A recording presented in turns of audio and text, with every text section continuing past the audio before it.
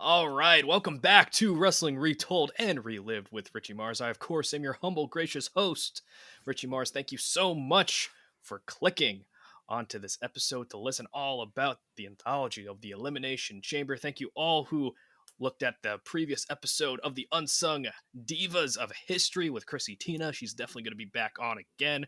And of course, you can follow us on at Retold Richie Mars on the TikTok, on the Twitter, and on the Instagram. And speaking of TikTok and Instagram, my main man, my guest, is hitting all the right notes when it comes to wrestling content creation on multiple platforms. He is the one. He is Roman Wrestling. Roman, how we doing, bud? I'm doing great. I appreciate you having me on here. Yeah, like you said, TikTok, Instagram. You can find me. It's at Wrestling with Roman on pretty much everything except for X, or if you still want to call it Twitter. I call it both, so it doesn't really matter to me. But on Twitter, it's Roman Wrestling underscore. So that's the only one different. But at Wrestling with Roman, pretty much everywhere else that you can find content, especially when it comes to wrestling. 'Cause that's pretty much what I'm all about right now. You hear that, everybody? You got to follow him right now. That is your homework. After you listen to this episode, you follow him, and then you listen to this again and get those numbers up. But Roman, thank you so much again for joining me. Yeah. Give us a little bit of a Cliff Note version of your wrestling fandom. When did it start, and how did it evolve over time? Well, it mostly started back in the Attitude Era. I know I'm showing my age a little bit, but that's just around 5, 6 years old was like the height of the Attitude Era. WrestleMania 17 to me is like the peak of wrestling, which I mean, I was still a kid. It was still real to me. Like, so those emotions and that nostalgia just like sticks with you all through my teenage years and my adulthood. And there was a point in time a couple years ago, actually, where I wasn't really watching wrestling. I kind of got bored with it. It just, it was kind of not a great time because, WWE was pretty much all there was in the United States. And so then honestly, AEW brought me back into wrestling. And so it Mm. made me want to check out WWE again. I was like, well, AEW, this new promotion, it's pretty cool. Let me go back and see what WWE's doing. And then WWE got me hooked back in kind of around the time Roman Reigns and the Bloodline was really starting, and it just hooked me right back in. And I've been watching it as much as I can ever since. Well, we welcome you back with open arms because let me just tell you, ladies and gentlemen, his content probably some of the most wholesome content in the wrestling community. So if that's what you're looking for, I definitely recommend it. Of course, one of my favorite videos of yours is going to, I believe it was a Target or Walmart getting a WWE Championship for 15.97, Oh, yeah. and then you could be Roman Reigns yourself. Very fun stuff. Oh, Highly yeah. recommend. But we are here to talk about the Elimination Chamber. Now, usually I give my guests the floor of why they chose this topic. So, what interested you in this topic of the Elimination Chamber? Well, the main thing was just recency bias. The Elimination Chamber is coming up. And when you had asked me about joining you today, I was like, well, Elimination Chamber is coming up. A lot of people are going to want to talk about that. I'm going to want to talk about that because it's usually one of those very interesting, it's a unique event that they do. And so it made me want to think back about, okay, like when did it start? What was the motivation behind it?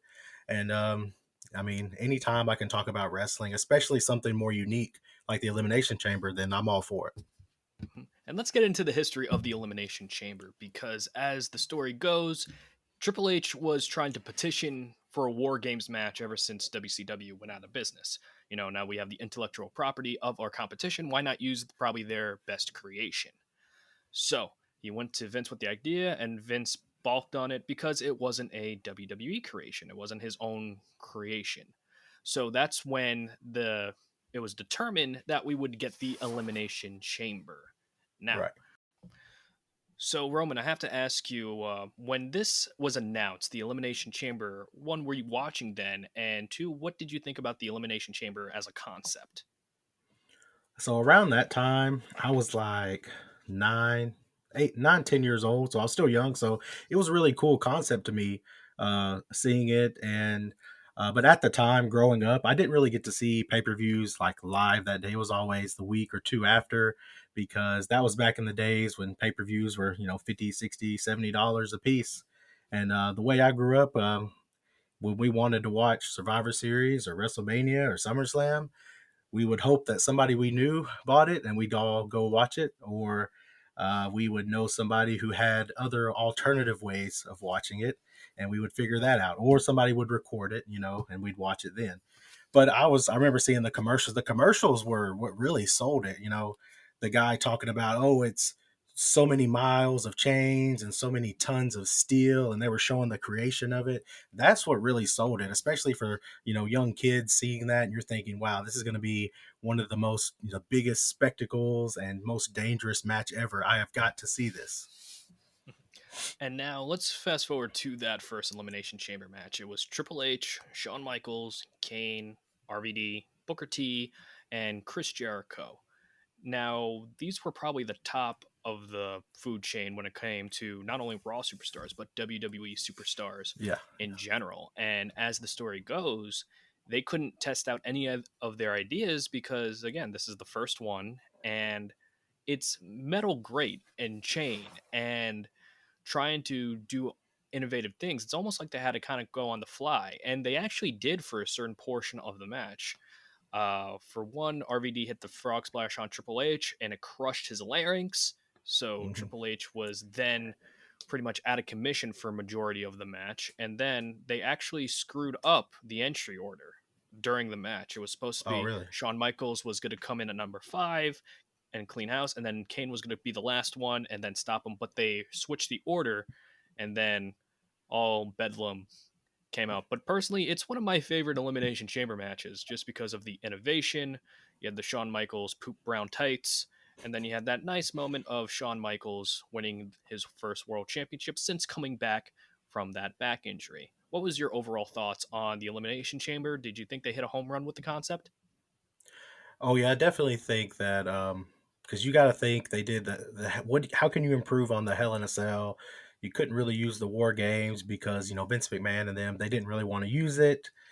So this is kind of the next best thing, and it's almost you could almost say even better, just depending on how you like your wrestling matches.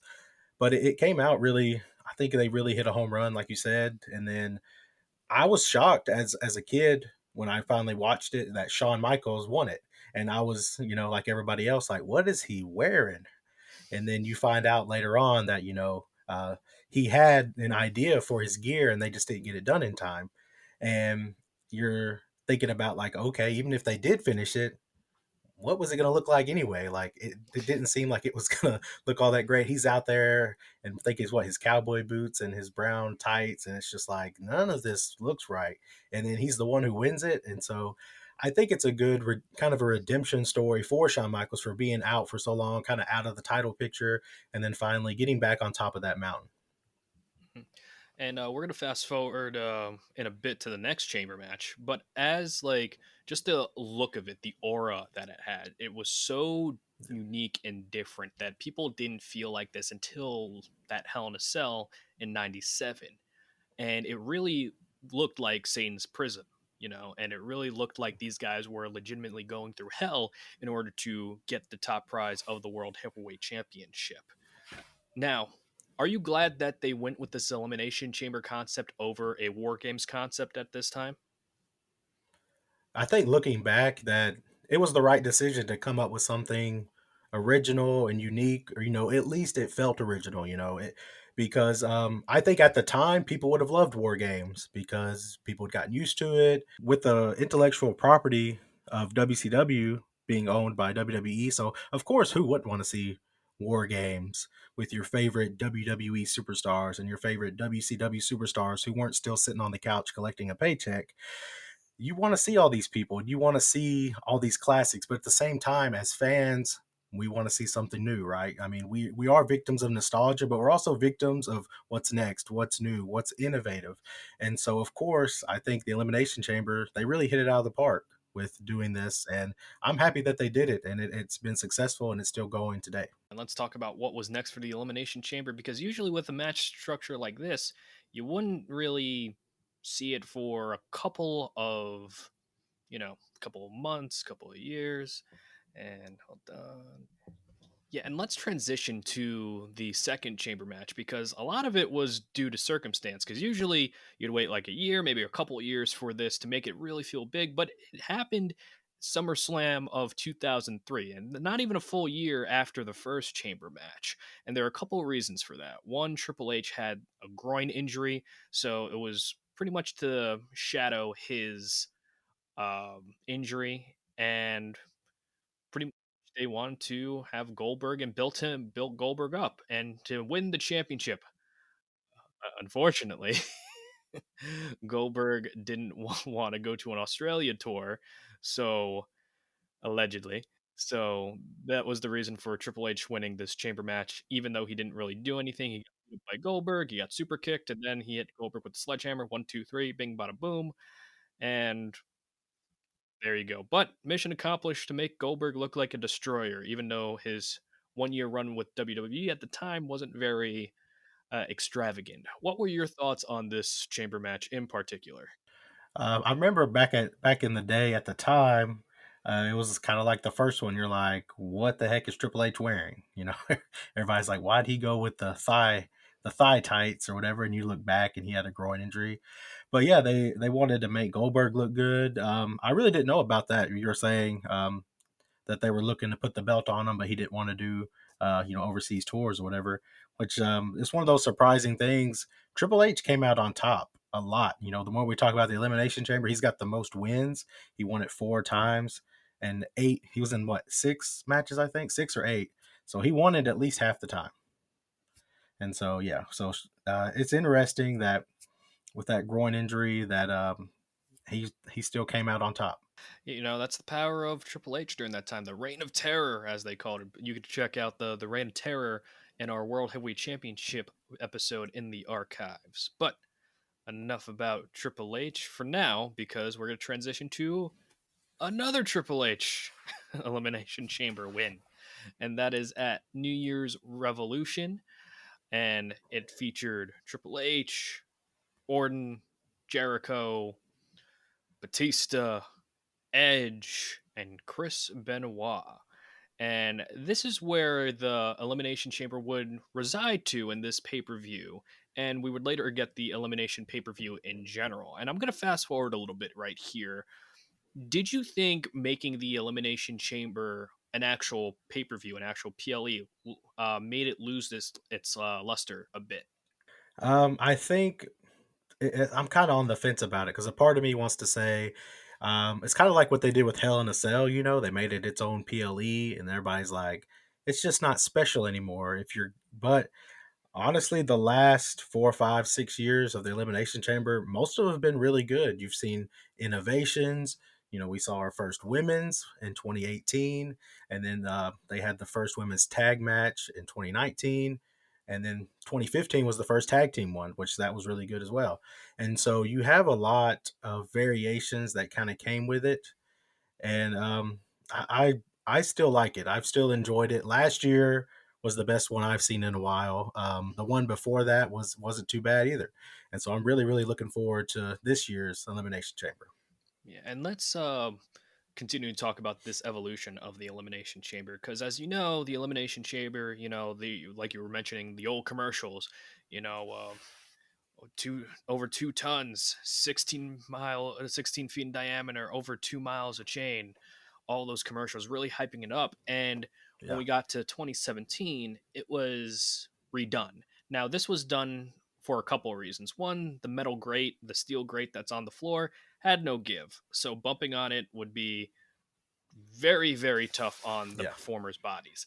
Another reason was the old structure wouldn't have been able to fit or been accustomed in most arenas, because that thing is going to be hanging for a good portion even before showtime. And you have to get the thing built. And it was just kind of cumbersome yeah. to actually put in any arenas. What was your reaction on the change from the past Elimination Chamber to the current Elimination Chamber? Well, I think initially, it was like, oh, why are they changing it? It's been so good. And then you think about the well being of the wrestlers. First off, you're thinking, well, they're making it a little softer. Or not really softer, but they're making it a little bit, less rigorous on their bodies because you got metal grate now. There's some padding. It's I think they made it what more circular now. It used to be like big square, I think, or maybe I'm thinking the opposite. I don't know. I get it. Sometimes I get these things mixed up in my head, Yeah, yeah. Now it's but now it's a square. it's a square. Yeah, it used to be a big circle. Now it's a square. That's right. And so it's like you said, it's easier for them to hang it from the rafters because they're lowering it down and picking it back up, a couple of times. They got to test it. And plus, Mhm. between the different elimination chamber matches that they typically have on their PLE.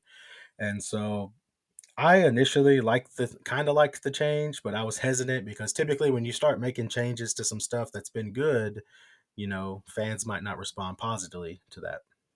And the fan reaction has been pretty mixed, just from talking to people and just reading comments in general about it. And a lot of people that I've been seeing is like, oh, why not just call it something else if it's taking away the core aspect of the Elimination Chamber? And the only thing that was the dramatic change for me was the metal grates replaced by the padding. And you'll hear jokes that it's like, oh, it's the bouncy castle version, because it's padding instead of the metal grates on the ground. What is your opinion on that switch in particular?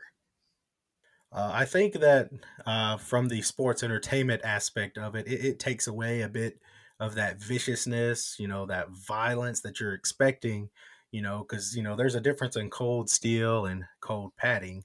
But when you're thinking about from the wrestler's perspective, from the people who are actually taking these bumps, you're like, well, okay, I understand because I mean, I'm all about them trying to be safe and them. I understand they put their bodies on the line for us, but at the end of the day, if they can do stuff safely and it doesn't really change the product that much. It's a very small change. So at the end of the day, I'm happier with them trying to be safer than them trying to essentially, injure themselves for our entertainment, which they're already doing anyway. Yeah, my train of thought is similar. It's like it's just an evolution with the times, and a lot of people were blaming the PG of WWE, but ironically, the old structure itself was around more in the PG era than it was in the Ruthless Aggression TV 14 era. So that wasn't the reason for the change at all. But a lot of people like to point to PG as the reason when it is really anything but. But again, like the other factors, with the arenas trying to hold on to this chamber, uh, is the problem. And also, again, the cons outweighed the pros when it came to the old structure. And let's fast forward to the New Year's Revolution Chamber match with in 2005 with all the men that I just mentioned, and this was for the vacant World Heavyweight Championship. And now, at this point, because the Elimination Chamber was so tied together with Eric Bischoff on Monday Night Raw, the Elimination Chamber was a Raw exclusive event for a while. Do you think that kind of hindered the SmackDown stars to a certain degree by this being an only Raw attraction? I think at the time it's one of those things where if you wanted to be in that match, then you were sad you're pretty mad that you're missing out. But if you were wanting to, keep some extra years on your wrestling career, you were probably happy you weren't in that match. But I mean, that was back in the time where it did seem like Raw got more of the exclusive stuff, got more of the exclusive superstars. But SmackDown, I mean, SmackDown was great in that time. A very underrated time for SmackDown, kind of in that ruthless aggression, that kind of to that PG kind of era type. But yeah, if you were, I think eventually it wasn't that long after before they started doing a Raw and a SmackDown one, and so I think some of those SmackDown superstars they ended up doing it, like the Undertaker and Edge and all them. And so at the time, you're probably thinking, man, Raw's getting all these cool matches, but then some of those wrestlers on SmackDown were like, hey, they can take some extra years off their career and I'll be okay. Now, another thing that I want to talk about the Elimination Chamber was the build up to the first couple of chamber matches, because before there was almost a reason for these chamber matches to be happening other than the championship being on the line or something being on the line. It was a personal core issue between all of these stars, all six of these stars that happened to be in the mix, and then culminating into this hellish environment where they will have to go through this viciousness in order to achieve the greatness of the World Heavyweight Championship. And nowadays we have number one contenders matches that are chamber matches, and we have qualifiers. And in my opinion, if I was like in this match, I'd be like, why would I want to go through through this in order to get this championship? It would just like I will earn my, because it just kind of seemed like this match was a last resort match, like a Hell in a Cell, rather than I want to be in a chamber match. And do you think that kind of hurt the chamber match to a certain degree? I could see that kind of train of thought with saying that it might hurt the chamber match because it's gotten to where, like you said, it used to be more of a last resort. Like this is the end of like a few feuds that they're going to put together. The end goal is the World Heavyweight Championship, the WWE Championship, and then lately, like last year, one was for the United States Championship. That's the first time United States title was being fought for in the Elimination Chamber. Which so that was a pretty good match actually. But um, you see that you want it to be the Elimination Chamber. You want to be winning the WWE Championship or the Women's Championship or the World Heavyweight Championship. You don't really want to put your body on the line for a chance to win the title later. You're putting all this together, and this is such a big match. It's such a toll on your body to be in there, and then at the end of the day you have to basically lick your wounds, and a month later you might have a shot at WrestleMania against somebody who's been chilling pretty much. They're just resting up, relaxing, and then you're all beaten and battered on the road to WrestleMania. But typically when it's, say, your baby face or so wins the Elimination Chamber, that just adds so much to their story, especially underdogs. You got like your Daniel Bryans, etc., who end up winning. It just adds so much more to that element. And so it may have taken some away from it, as far as that we're going to have the Elimination Chamber. We're going to have two matches each year, and there's going to be a PLE dedicated to it. But at the end of the day, it's still the Elimination Chamber. Just winning a match in that structure is still, to me, it's still an honor for you to win that. Yeah, I 100% agree. Like, it's a shame that Elimination Chamber victories aren't looked at the same as, like a Money in the Bank win or a Rumble win, because it should be this giant accomplishment. And unfortunately, when you have it as a PLE or a pay per view, it kind of dilutes that prestige a little bit. And also, having multiple chamber matches in a night is also a lot more gets lost in the shuffle. And you said something interesting about, winning the Elimination Chamber match and then going to WrestleMania. Do you think the Chamber being on the road to WrestleMania kind of makes it a forgotten kind of show in comparison to like the Rumble or any other PLEs that might come up? I don't know if I would say forgotten.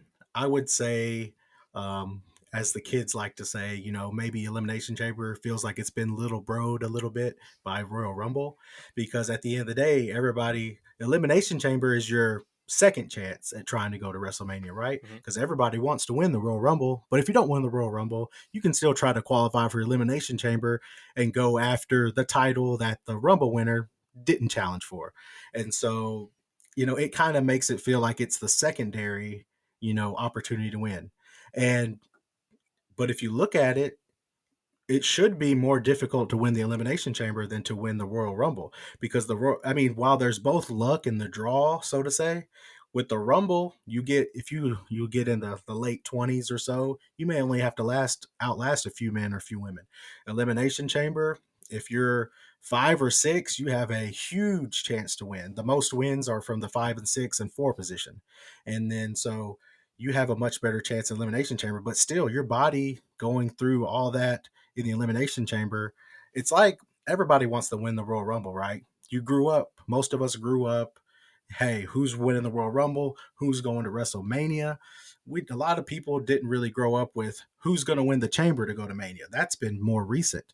And so the Chamber used to be for the title. Now, a lot of the matches for Elimination Chamber are for a chance at the title.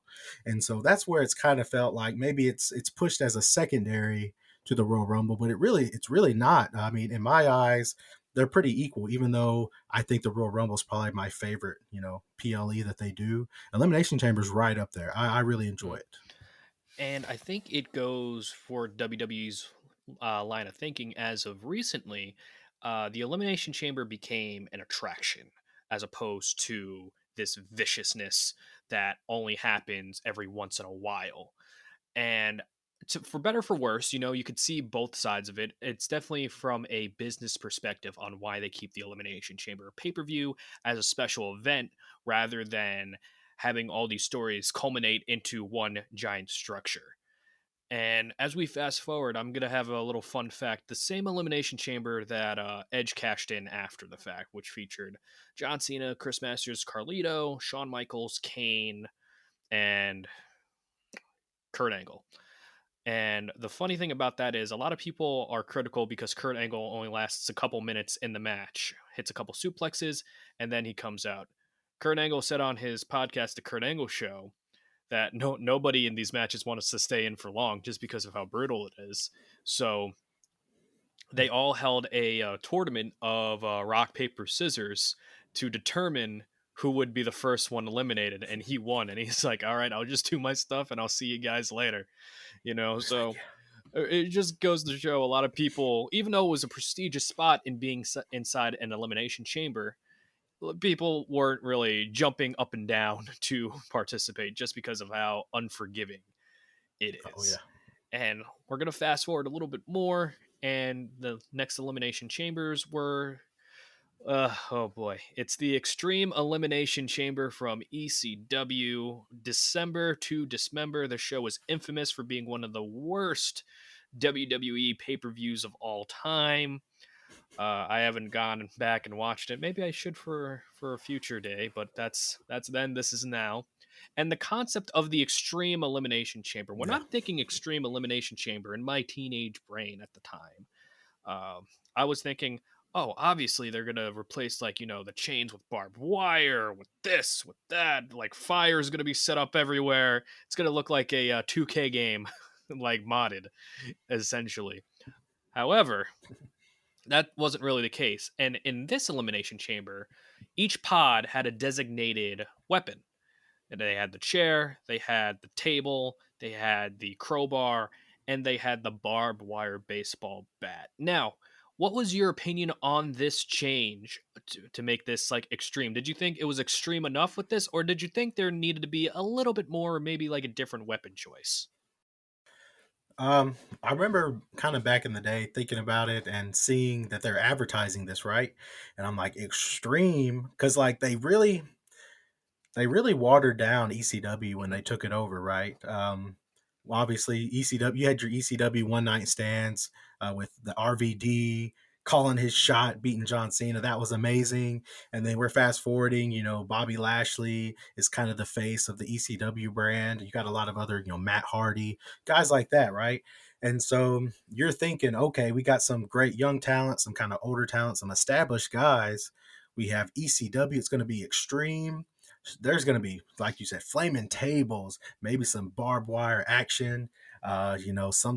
Somebody's ear might get ripped off. You never know what's going to happen, right? Because it's supposed to be extreme, and then you see what it actually is. It's just each guy, basically gets to pick their own weapon, like they're like a member of like zombies on Call of Duty or something. You get to pick a bat or a crowbar or whatever. I think I messed up that reference, but anyway, you got your own selected character and you get to pick whichever weapon you want, like it's SmackDown versus Raw when you go Mm-hmm. backstage or whatever. And so it was kind of cool because that's one of those things I've thought about as well. I've thought about how could they change it? How could they improve the Elimination Chamber nowadays? Like, how could they add some variations to it? And it made me think about this match, right? It made me think about, okay, well, they tried some extreme stuff. They can go real extreme. Why wouldn't, like, I was expecting maybe some TLC, tables, ladders, and chairs going nuts in there because you can do so much stuff with it. And it kind of just didn't really deliver. Like you said before, the whole pay per view itself just didn't really hit like you think it would. Yeah, and just a little behind the scene fact for that Sabu was famously taken out of that chamber match for not filming a pre tape, and Hardcore Holly was inserted in And in Hardcore Holly's book, The Hardcore Truth, I recommend it. It's a great read. He was only paid, but despite being in the main event match, only $1,000 for that match. Which again, $1,000, that's a pretty penny. But for going inside an Extreme Elimination Chamber match on a WWE pay per view main event, that's not very good. So if anybody says, "Oh, I'd like to get what these guys are paying from being in a match like that," well, you're only getting paid $1,000 if this is back in 2006. But after that, uh, um, I do think that the Extreme Elimination Chamber, at least the concept of a weapon in each pod, is doable.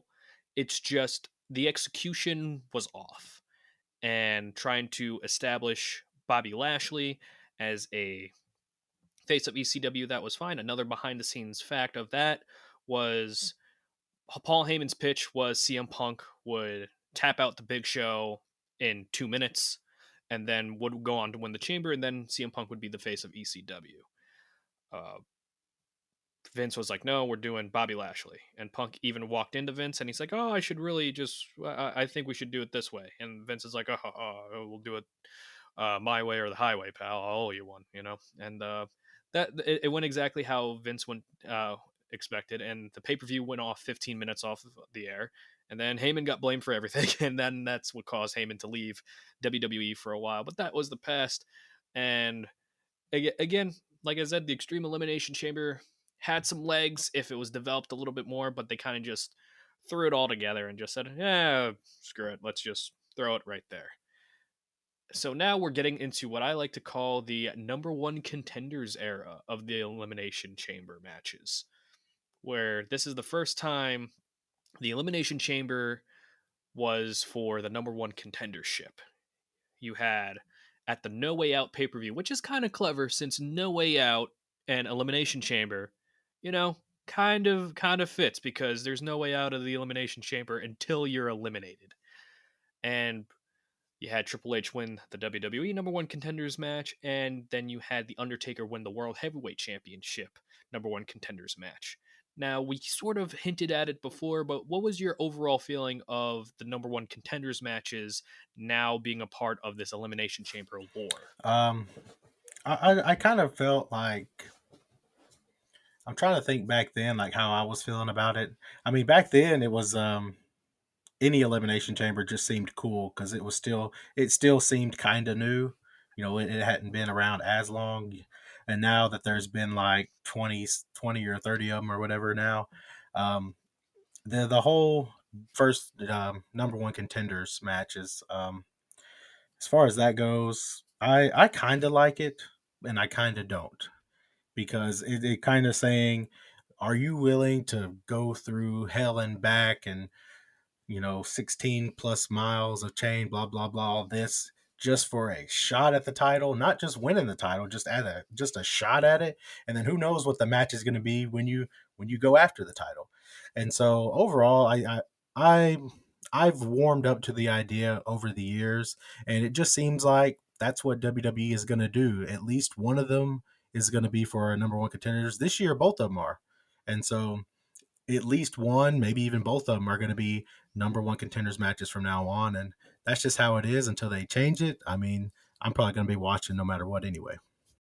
Yeah, that's what I always say. It's like, look, they can do what they want. It's their company. I'm still going to be watching, whether I think the creative decision is up to par or not. But let's fast forward to probably one of the greatest creative decisions in Elimination Chamber history, and that is Edge attacking Kofi Kingston to steal his pod and entering himself in the World Heavyweight Championship Elimination Chamber match when he lost the WWE Championship the day before, or the not the day, the night, that night, just hours before, takes Kofi's spot, and then later wins the World Championship. This is probably one of my favorite pay per view storylines in just creating Edge as this ultimate bad guy at the time and stealing a spot from a upstart.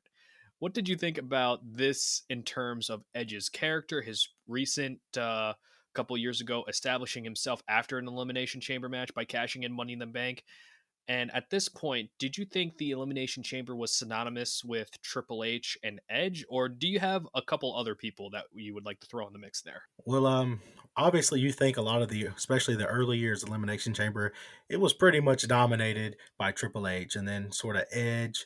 But a name that doesn't really get floated a lot when you talk about Elimination Chambers is Chris Jericho. Chris Jericho was in a lot of those early ones, and he was in a lot of some of the later ones as well. Him and Randy Orton have the most total matches in it, eight. They've both been in eight, and they both won one. And so Chris Jericho won back in 2010 for the World Heavyweight Championship.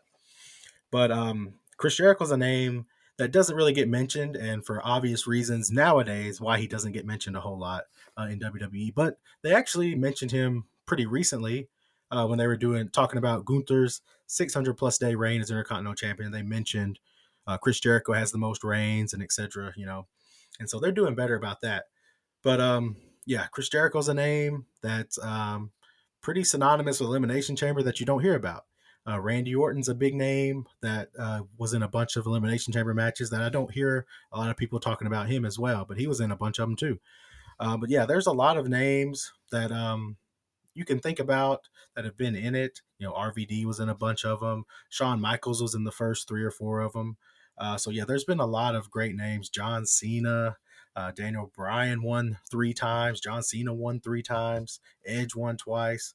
And so there's a lot of names that have been in there. A lot of Hall of Famers, future Hall of Famers as well. Yeah, a very big eclectic mix of just Elimination Chamber participants. And we're going to talk about some of the ones that people don't really remember as much. You had Mike Knox, you had Jack Swagger, you had Cesaro. You had surprisingly Christian was only in one of them. That was a little shocking to me that he was only in one Elimination Chamber match. And then we're gonna go into, of course, the tag team chamber matches. Now, the tag team chamber matches were always an odd beast to me because it's a lot of people. Usually there's just six people to start, but now you're gonna start with 12, double that, and it's almost like chamber matches and just multi-man matches in general, it's kind of like a controlled chaos sort of vibe. But when you add double the people, everything just kind of like snowballs from there. What were your thoughts of a tag team chamber match? Did you think it would work? Were you skeptical of it? And what did you think about the final results of the tag team chamber matches that we've had? Well, looking back on it, I mean, it's one of those things like it was around the time where I was watching off and on. So like I wasn't really like watching every week when this was going on. Um and then but going back and watching some of it and seeing some of it, that was a great chamber. But you got to think it's kind of my thing is like who doesn't love a steel cage or a hell in a cell or elimination chamber. I mean it's great, but you got to think as from the TV audience and even your live audience, you can't really see everything that's going on that well because there's so much going on. You have all this chain link and you're looking through these little squares to try to see what's going on. So there's a lot of stuff that you can't see as well. And so then you get, like you said, you double the action. So there's double going on once it's all really going nuts in there. But I thought it was a cool concept. It's one of those things that, you'd heard people talking about it, and then people were waiting on when are we going to get a tag one, or when are we going to get a woman's one, or when are we going to get this and that. And so it ended up being good, and it helped kind of reestablish the New Day as one of the top tag teams in WWE. And fun fact, because of their association with the Authority, they were allowed all three members at the same time too. So their victory in the Elimination Chamber was has a little bit of an asterisk to it, but still a win is a win, as they say. But now we go on to probably one of the worst Elimination Chambers in history, and that's for the Intercontinental Championship. And that's not due to the participants involved. It was due to an accidental chamber pod opening. So the spot was Wade Barrett. I believe he was throwing Dolph Ziggler into the chamber glass, and the glass broke, and that pod held Mark Henry. And Mark Henry steps out of the chamber and then pauses.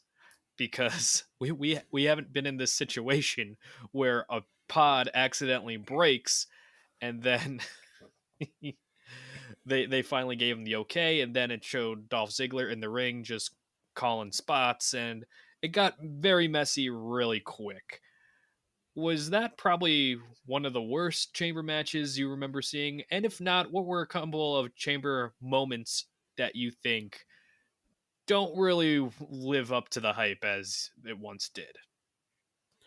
Um, it's one of those, like I said, like whenever back kind of those years, I was off and on, and so I've went back and kind of watched it. That was for the vacant Intercontinental Championship, which I believe Ryback won that one, if I'm not wrong. There, um, yeah, it's one of those. Yes, indeed. I went back like a week or so ago, and I kind of skimmed through a lot of the Elimination Chambers just to kind of refresh my memory on some of them that I never watched or that I just hadn't watched in a long time, and it did seem like kind of choppy, kind of everything kind of seemed out of place. Like somebody was moving too fast, somebody was a little behind, nobody was really on the same page. And so, can I say it's the worst one? I can't say it's the worst one. It's definitely nowhere near the best. Okay, it's definitely nowhere near the best. But I mean, overall, like it was okay. It was an okay match. You know, they that's like with Ryback. You know, the whole feed me more stuff. I mean, I was never a huge fan of his. I He was super over at one point though. He was crazy over. But yeah, I just never wasn't a huge fan of his, and that match just it wasn't terrible, but certainly wasn't good. And that was the last chamber match under the old design. No More Steel Great. And then we're going to talk about the change in a bit. But what was your favorite Elimination Chamber match with the old design? It probably just had to be that very first one because it just had that specialness, that uniqueness that we've never seen this before. And you had Shawn Michaels kind of on that road to redemption. You had Triple H kind of doing his thing. You had RVD in there. Booker T. No, not RVD wasn't in there, was he? Yes, he was. RVD was in there. Booker T, Chris Yes, he was. Yeah. Jericho, and Kane. So you had all these guys that were at the top of their game on the Raw brand, and so to me, that's probably one of the best ones ever. And then, what I'll say even like just from that back in the day, there, the one with Edge when he came and we talked about it. Kind of knocked Kofi out of there and came and stole it. Um, the overall match itself, I thought was pretty good, but just that moment of like, holy crap! Like he basically just stole a spot. Now he's basically stolen the championship again. The ultimate opportunist. He's stealing this. He's doing the money in the banks. He's stealing guys' girlfriends in the back. He's just nuts. Just a total menace for the whole roster. Edge used to be, and so um, there's just something about that old style that's just kind of nostalgia now. But I like the new style, and I think it works just as well for what they're doing nowadays. And I definitely want to add to the old design chamber match. Another one that I really liked, it was 2011. It was Edge, Rey Mysterio, Kane, Big Show, McIntyre, and Wade Barrett. I think that was a very good, underrated chamber match where it started with Edge and Rey and then it ended with Edge and Rey. Another incident I want to mention with the old chamber design was nothing that happened inside the Elimination Chamber itself, but the Undertaker caught fire once. And as the story goes, the pyro guy blew it a little bit too close to the Undertaker's face a couple of weeks before, and Taker was like, "Hey, the fire is getting a little close here." And the pyro guy's like, "No, no, you're good, you're good." Fast forward to the Elimination Chamber pay per view, and he gets engulfed in flames. Now, do you remember hearing about this? Do you remember seeing it? What were your thoughts on it? I don't remember seeing it live, but I remember seeing, going back and watching it, and people talking about it, and then later on, I think I saw, Undertaker talking about it, and other people talking about their, recollection of that night, saying that he was worried about it, and they were just like, "No, it'll be okay." And then, of course, that happens, and he's like, "I told y'all something was going to happen, and it happened." But yeah, that's it's crazy some of the stuff as well trained as they are, as meticulous, the practice that you put into entrances and all this stuff. I mean, accidents can still happen, and then there's sometimes things just get overlooked. You think, okay, it's okay. But yeah, I remember hearing about that, and then seeing what the Undertaker had to say about it, and it's just wild that he said something, and they were just like, "You'll be okay." Jesus take the wheel, indeed. And now let's get to the new structure of the Elimination Chamber, like we went over before. No more steel grates, it's now padding, it's a little bit smaller. The chamber pods have a little bit more room so you can do crazy stuff off it. How do you like the new chamber concept? Did you think it needed to keep the Elimination Chamber name, or would you have rather called it something different? I mean, I think it needed to keep the Elimination Chamber name, right? Because it's basically the same. I mean, it's a little different. It's it's slightly different, I guess, but it's really not in terms of. It looks a little different. There's some padding, but it essentially the rules of the match are the same, pretty much. So calling it something else, people would be like, "That's the Elimination Chamber." Like, what are they called? What are they trying to do? It? What are they trying to Mhm. call it? Like, and so it's one of those things. Some people are gonna kind of complain about it regardless. They're gonna say it's not the Elimination Chamber anymore. Why are they calling it that? And if they change the name, they're gonna say, "What's the Elimination Chamber? Who are they trying to fool?" And so, I don't really have a problem with it being called the Elimination Chamber because it's essentially that's what it is. Somebody put a comment in one of my videos and said it was like Weenie Hut Jr.'s chamber match, and I was like, oh, like you didn't need to go that far. Like it's funny. It is funny because it is kind of like the diet version of the original Elimination Chamber, but it still keeps the same spirit of the chains, the pods. It's easier to see the action within the ring. It's not as big and cumbersome, so they did improve in some areas, in my opinion. I understand it's not everyone's cup of tea just because it's not the old chamber that we grew up with. And that's fine, you know. It's just one of those things where if you think it's too soft, then I don't know what to tell you. Don't watch the show. It's like, or you can take a chance to jump off the pod and see how it feels. Yeah, you know, you could land on that mat. It will be like it'd be like jumping into a pool, is what It'll a be lot of like, people. Like I think a lot of yeah, people think it's like yeah, jumping yeah, like off. It's like, oh, it's like they're jumping on mattresses. I'm like, well, a thin like yeah. 2-inch pad ain't gonna like it's still gonna hurt. It's not gonna be like a metal grate kind of hurt, but it's not gonna tickle.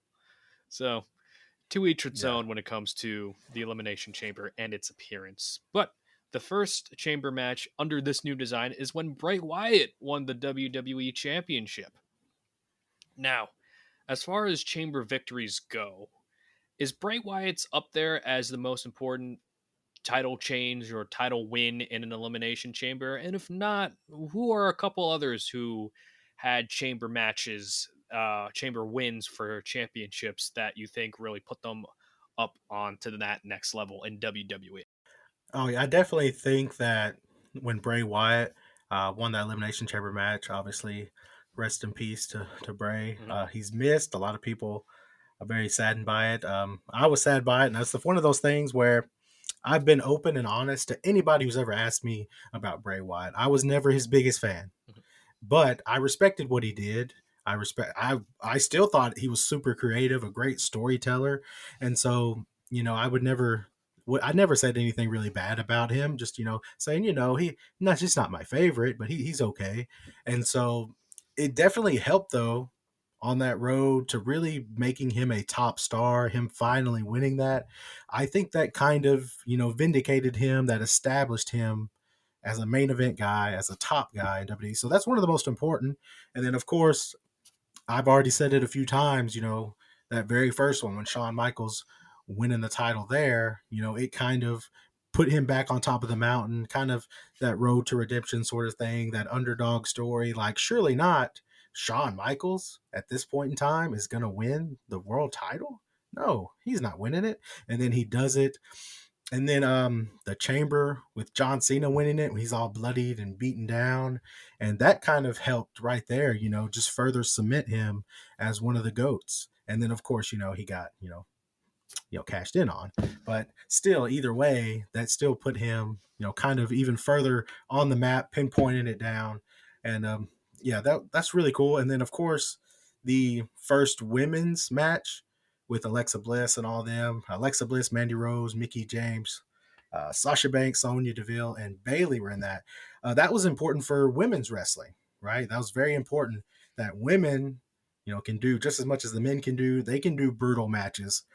I love seeing when they give these women a chance to do hardcore matches, TLCs, Money in the Banks, Hell in a Cell, whatever they got, because a lot of them are willing to do even more than the men just to say, we can do this. Like, y'all don't need to sugarcoat us. We're not Barbie dolls. Some of us may look like it, but, we play just as hard or harder than a lot of the men. And that was really important for an Alexa Bliss title run at that time, too. Her retaining, going into the chamber, and ended up winning it. And let's transition to the women in the Elimination Chamber. Do you think it was pretty much, like you said, a long time coming? And if you were in charge of WWE since the inception of the Elimination Chamber, when did you think would be the perfect time to make an all women's chamber match? I think probably around that time. I'm kind of, I can't really think of the exact years for that, but right around the time where your four horsewomen were coming in to the main roster and they were starting to take over, that would have been a perfect time because you could have put all four of them and two other women in there, and it would have been an absolute banger.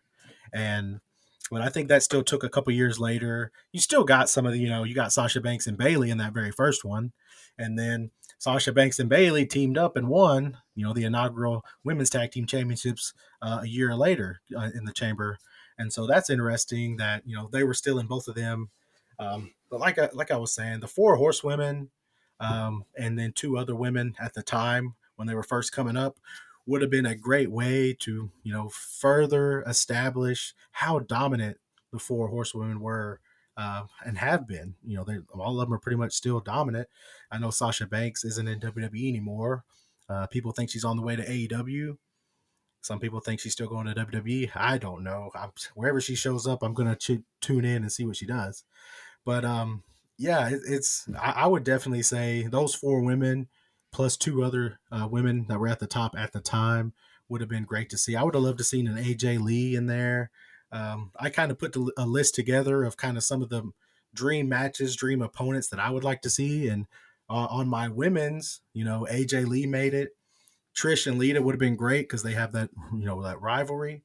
I would have put Jazz and China, two big, strong women just throwing people around. And just as a wild card, I'd love to see Luna Vachon in it as well from back in the day. If you could just throw all these people together from any time period, because I think she would have loved it. She was as metal can get, and she would have just had a ball in there.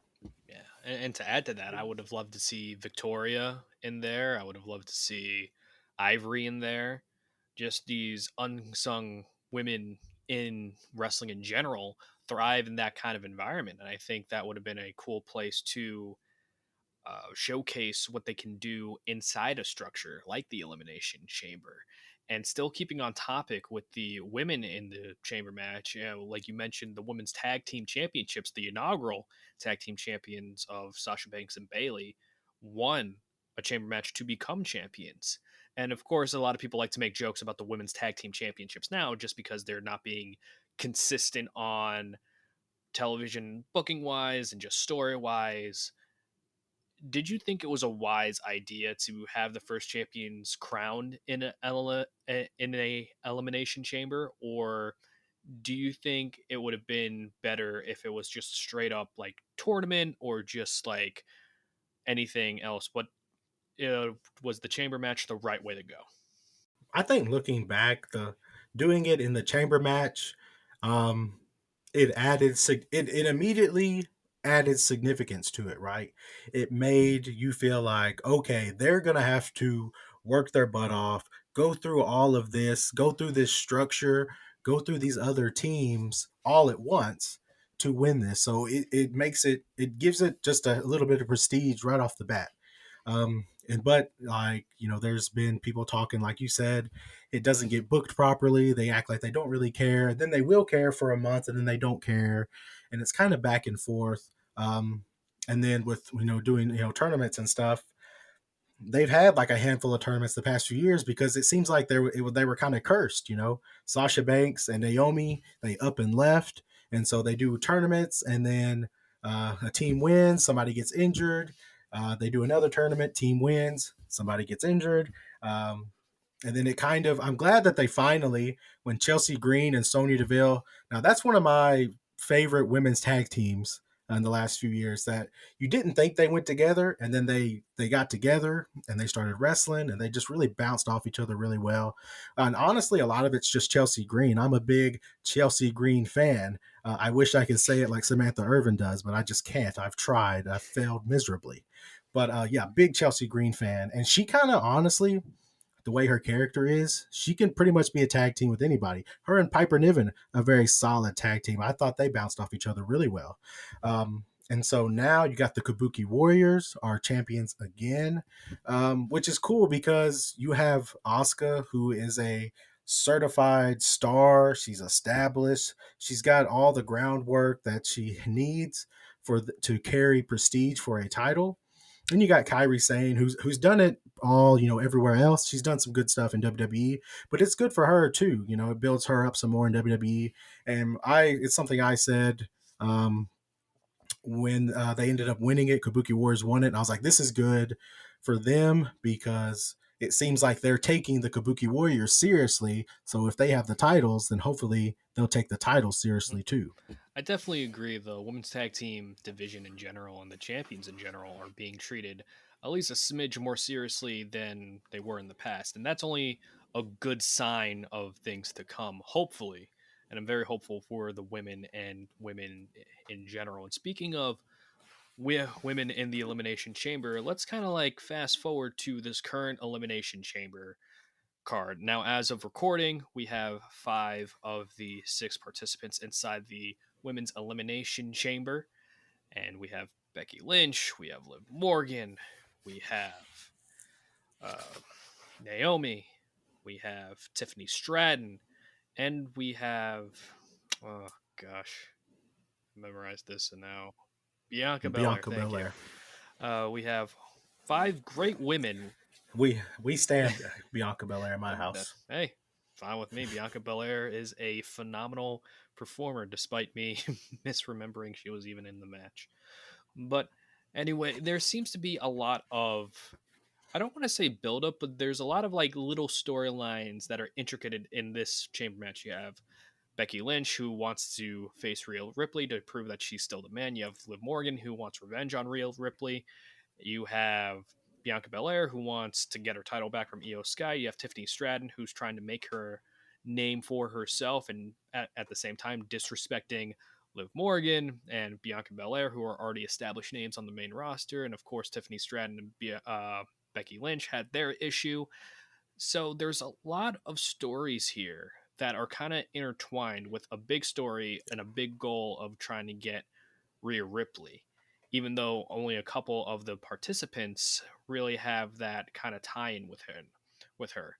Do you think that's a flaw in the number one contenders matches, is that only some people have history with the champion that is at the end of the day the goal, I guess? Because hypothetically, let's say Bianca wins that chamber match, there isn't really a story between her and Rhea that has been as established as Becky and Liv have.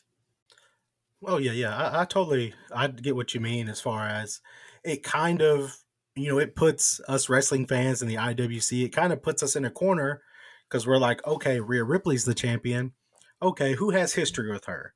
And so you can automatically start eliminating some names of, okay, who's got a story with her, who doesn't, who makes sense? Because we're gonna book it ourselves, like we actually have the power to book it. Unless we're talking about the main event, we can put Cody Rhodes in there whenever we want, apparently. But like Liv Morgan and Rhea, they have the most. They obviously have the biggest story out of all these people, right? Liv Morgan eliminated by Rhea Ripley in the 2023 Royal Rumble. She was the last one.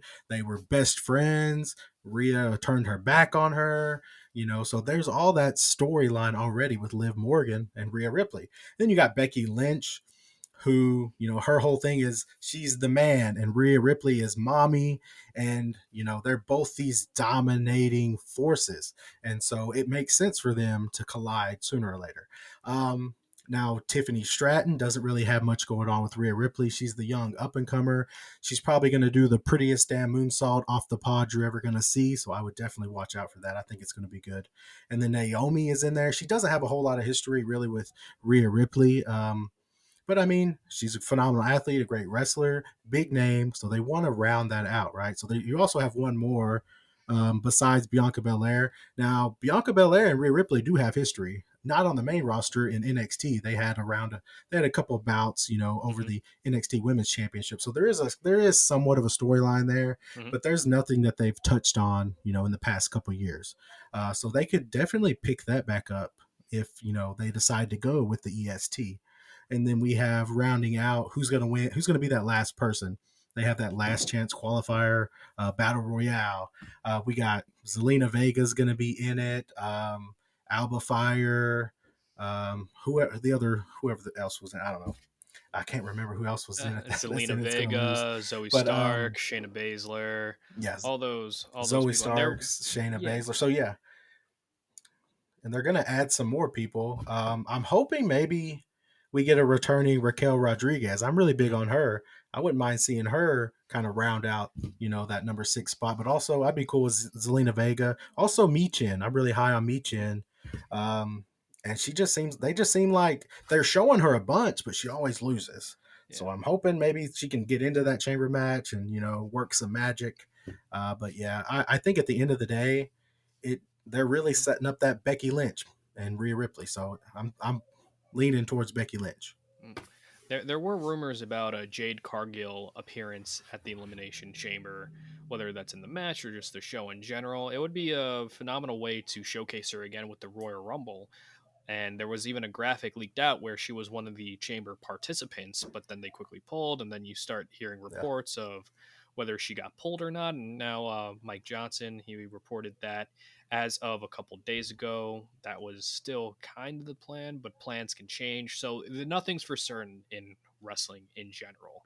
So if she yeah, happens to be in the match, she happens to be in the match. Now compare this to the men's World Heavyweight Championship chamber match. You got Drew McIntyre, you got Randy Orton, you got Bobby Lashley, you got Kevin Owens, Logan Paul, and LA Knight.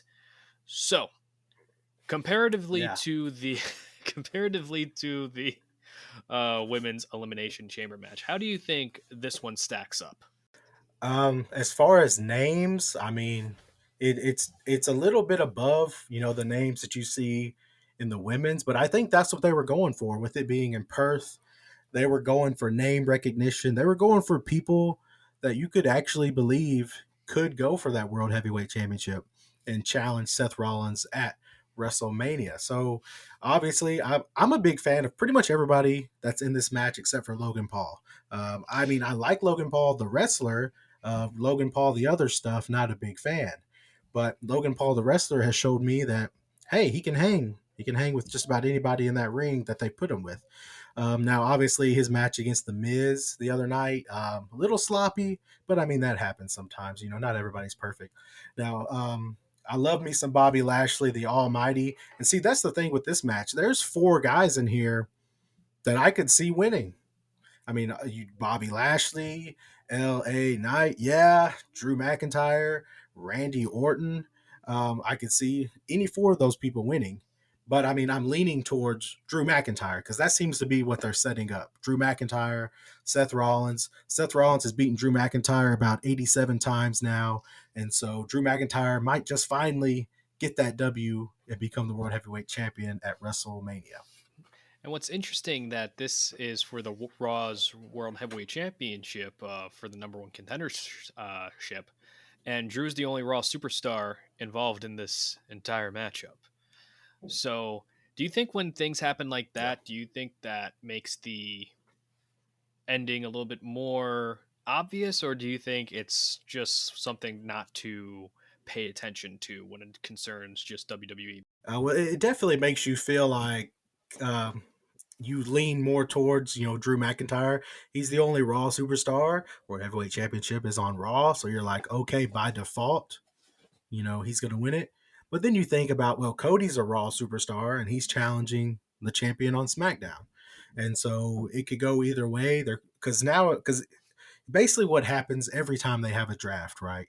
The further we get along into the year, into the next year, the further those lines blur, the more people are crossing over. There's no sense of anybody belongs to this brand or that brand. Um, Especially on the road to WrestleMania, they're wanting to utilize everybody as much as they can. And so like I've said before, I'd love to see LA Knight win. I'd love to see Bobby Lashley, Randy Orton. I'd be happy with Kevin Owens. I mean, I'd like all of them except for Logan Paul, to be honest. But yeah, at the end of the day, it's kind of hard to say that it's not going to be Drew McIntyre because um, that's just the story with Seth Rollins. Drew McIntyre chasing that World Heavyweight Championship, chasing that WrestleMania moment in front of a live crowd that he didn't get.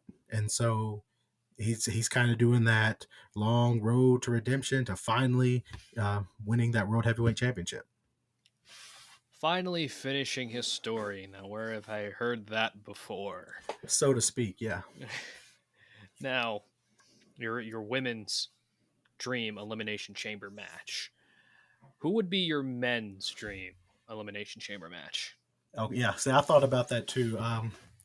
Yeah, my dream men's elimination chamber match would be. I tried to get people who haven't been. There's one or two people that were in the match, but the first name I thought of elimination chamber wise was Shelton Benjamin. Dude, just a freak athlete. Never really got the recognition or the flowers that he deserved. I would have loved to seen him. I don't think he's been in one. If he has, it was just one or two. But I would love to see him. I'd love to see if we could obviously go back in time, pick anybody, throw him in a match. Eddie Guerrero, he's one of my favorites of all time. So love to see him do that frog splash off a pod or something. The three amigos. Seeing him on top of the pod, just getting it. I'd love to see that. And then we'll kind of shift a little bit. I'd love to see Mick Foley, and not just Mick Foley, but Cactus Jack in the chamber, because he would just be brutal in that. He would be rubbing people's faces, in the chain. He'd have a good time. Bang, bang, scissor gang, all that stuff. And then one of my other favorites, Macho Man Randy Savage. I'd love to see him in there. I'm a lot of my picks are people that I'd love to see them just jump off the pod and do their move. So I'd love to see that big elbow drop. RVD, I'd love to see him in it.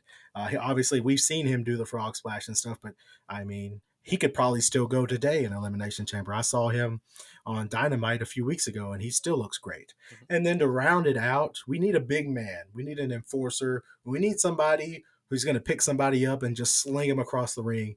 And I'm talking about my guy, Andre the Giant. Man, if he was in there, he would just stand in the middle of the ring, swinging his arms. Everybody be going everywhere. But yeah, I think those would be my 6 if I could pick anybody. Yeah, I definitely agree with Eddie Guerrero. He would have been tremendous in a match like that. Andre would have been a sight to see, especially if he was like number 1 or 2, not even in the pod. Even if a pod could fit Andre inside that, that would be a crazy visual. I could just picture Macho doing the elbow off the top, and Sheldon Benjamin is literally like a cat when he's in these types of situations and matches, and again, never got the just due that he, I feel like, deserved. And of course, people like to bring up the mic work in front of it. No reason he couldn't have a manager or anything like that. But I'm gonna go with another one of those questions you sent before, because I think it's a pretty interesting one. What is one thing that you would change about the Elimination Chamber, and why? Kind of going back to what we've talked about earlier, like with the Extreme Elimination Chamber, mm-hmm. If we could, add some of that elements to it, even if it's just a one-off, even if it's just every now and then when the chamber is personal, because it's not so personal anymore. But whenever you have a lot of these interweaving storylines where all the contestants kind of have a story with each other, you can do something a bit more personal. You could add a TLC element to it. You could add, maybe, I don't know how well it would work and if they'd be able to pull it off, but, an Inferno match type around to it. Put some rings of fire around it, man. Johnny Cash that thing, put some barbed wire somewhere. Use real glass. CM Punk will not be allowed to be in the match if that's the case, but you could use real glass.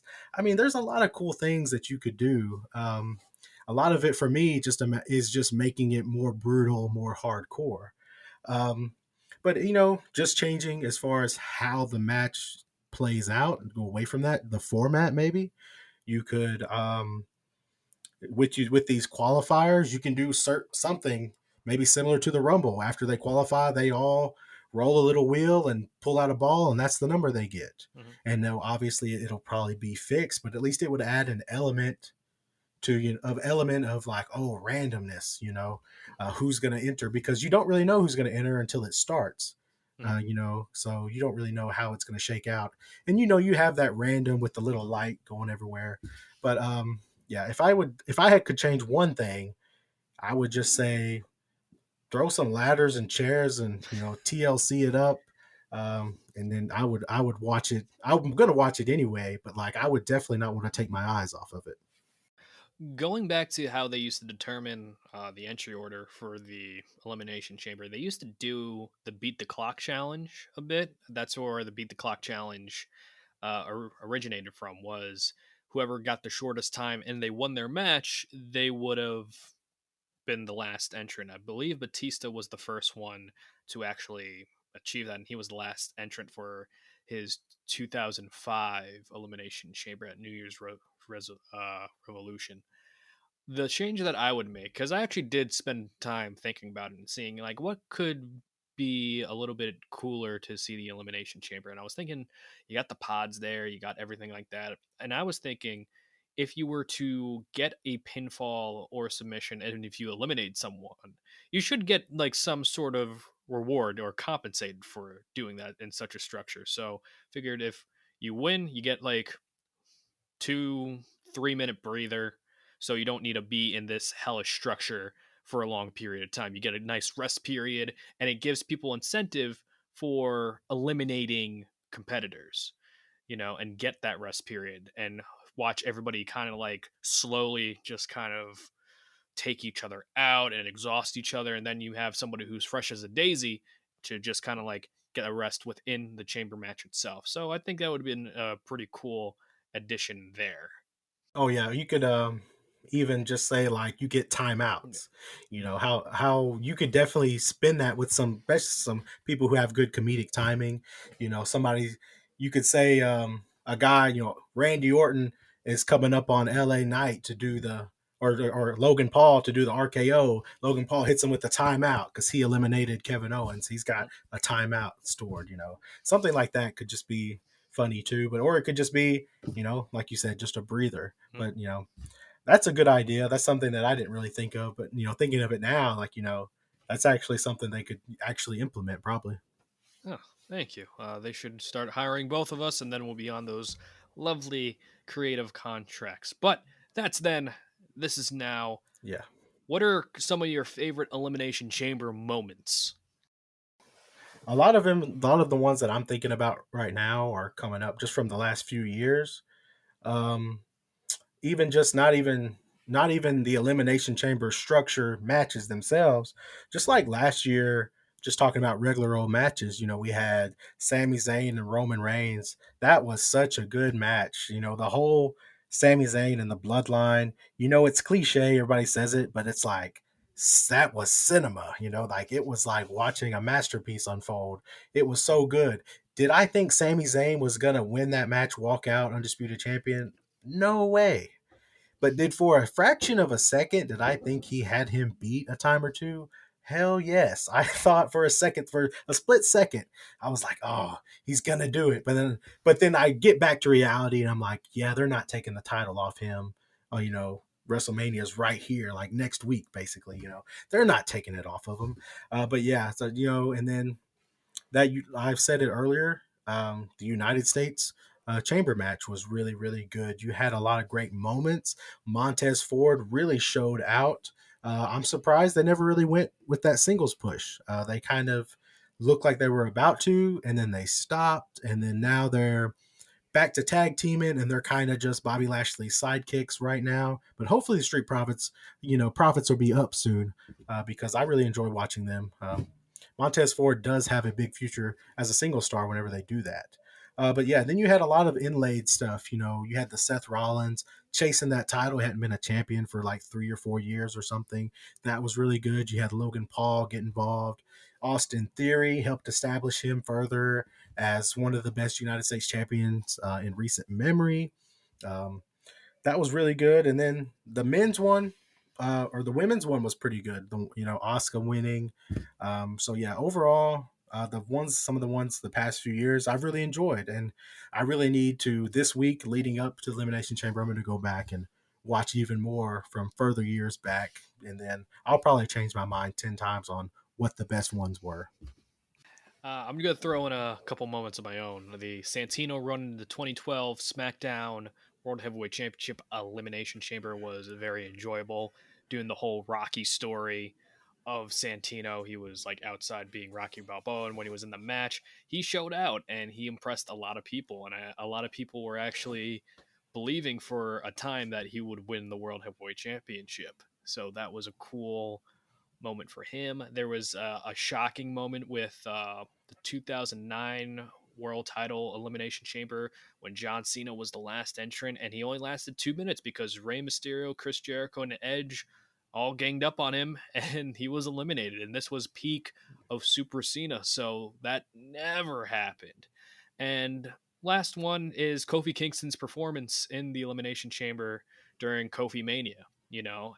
This happened the a couple days after that that famous gauntlet match of Kofi Kingston, and just he showed out and he showed he could be in a main event storyline, and it really did uh, help him traject into that WWE Championship match at WrestleMania. But we're just kind of wrapping up here. Roman, thank you so much for joining me. Is there anything you want to plug, anything you want to promote? The floor is yours.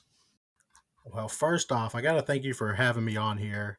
Um, I mean, I know that like I'm starting to grow a little bit on TikTok. I'm getting close to 10K followers on there. And so a few people have started, reaching out to me a little bit, which is it tickles me, man, because like I just got on here to start talking about wrestling. I just wanted to make content. I was like, I see all these people talking about it, and why am I not talking about it? I love wrestling too. And so it's been, I've been doing this a little over a year, and I've started finally kind of, caught a little bit of a break, with a bit of a following. And so it's starting to grow here. And so anytime anybody asks me, I don't care who you are. You ask me, I'll take a look at your stuff and I'll try to do my best to help promote you as well. I mean, I want to bring people up with me. If I'm going up, we can all go up. You know what I mean? There's that saying about, when the waters rise, all boats rise too, or something. I probably messed the saying up, but you know what I mean. I'm all about it. I'm all about, sharing, promoting each other, anything I can do to help somebody else. I mean, I would hope that other people would want to help me because I want to help other people reach the heights that I want to reach. And so I appreciate you having me on here, but I'm going to go ahead and plug all my stuff real quick. Um, it's at Wrestling with Roman pretty much everywhere. You got YouTube, TikTok, and Instagram. Those are the three big ones. And then I'm also on X or Twitter. That's Roman Wrestling _ That's the only one that's different. It's at Wrestling with Roman everywhere else. Also, I want to say that I've recently partnered with the Next Level app. And so if you know what Linktree is or Direct Me or whatever that is, it's the same thing, but it's just a different app. And every time you go on there, it helps me out just a little smidge. If you visit that link, it helps me out a little bit. And it's actually really cool. So what you do is you get on there and you basically create a profile. And I don't know if you've seen it on mine or if anybody who's listened has seen this, seen my page and clicked on it. You click on it, it doesn't look anything like, Linktree and Direct Me and all these, they all pretty much look the same, right? This one looks like you're kind of going on to your own website. And so it looks really cool. It has all your socials right there. You can add whatever you want to it. So that's really cool right there if you ever want to check that out. But yeah, I think that's pretty much all I got as far as shameless plugs and, trying to get people to look at my stuff. Hey, no shameless plugs here. We always like promoting, and like you said, we're here to lift each other up. We're not rolling boulders down the mountain. We want to help each other climb that mountain of wrestling content creation. But Roman, please, thank you so much for talking Elimination Chamber with me, of this lovely structure and its evolution. And again, you could follow the show and myself on TikTok, on X or Twitter, and on Instagram at Retold Richie Mars. Thank you all for joining us. We'll see you next time. TTFN, Tata for now. See you later.